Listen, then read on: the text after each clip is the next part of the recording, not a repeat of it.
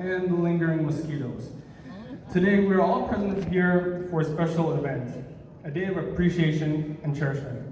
To start off, I would like to appreciate all families, friends, teachers, and staff members for being present for this impactful event. The U.S. graduation rate averages at around 85%. I mean, I'm not a mathematician or anything, but that means that out of 100 graduates, 85 graduate. You are one of those graduates.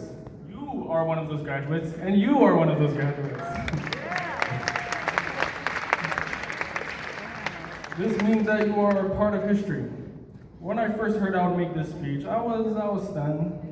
I can't hold a conversation for more than 5 minutes. I get nervous around big crowds. Then I searched deep into my memory and realized that I did get into Dartmouth. And then I realized,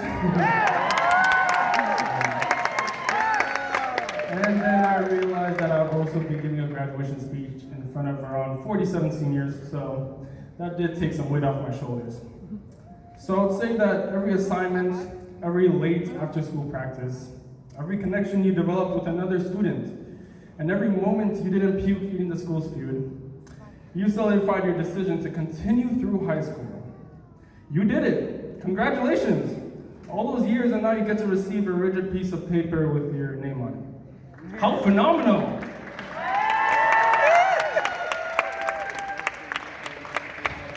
Now I stand in front of you today not as a student, maybe a senior, but as a future graduate, a college student in fact. Oh, how deceptive time is. I was just a kid who tried to figure out the best way to say here in class. I contemplated on choosing the right here. I couldn't decide whether I should say here, or here. High school was definitely a trusting the process type of situation. I was simply going through the intricacies that engulfed the high school experience. As basketball legend Michael Scott from The Office puts it. The Office. Sometimes I'll start a sentence and I don't know where it's going. I just hope I find it along the way. Yeah, that pretty much sums up the high school experience. But I am here, in fact, today to congratulate the class of 2021. And in my drafts, as I focused on my past experiences, I neglected the harmony experience. Now I understand that we are all here today as a connected group because of the relationships we developed over time. We motivated each other, and I feel as though there was much appreciated harmony at this Harmony School of Discovery. When I reminisce over the past year, and this year included, I am reminded of the challenging online experience and the fact that we were able to overcome 2 viruses, COVID-19 and TikTok. I'm not here to only congratulate the class of 2021, but I'm also here to inspire future resilient workers. Do remember that what you have accomplished should not be scoffed at.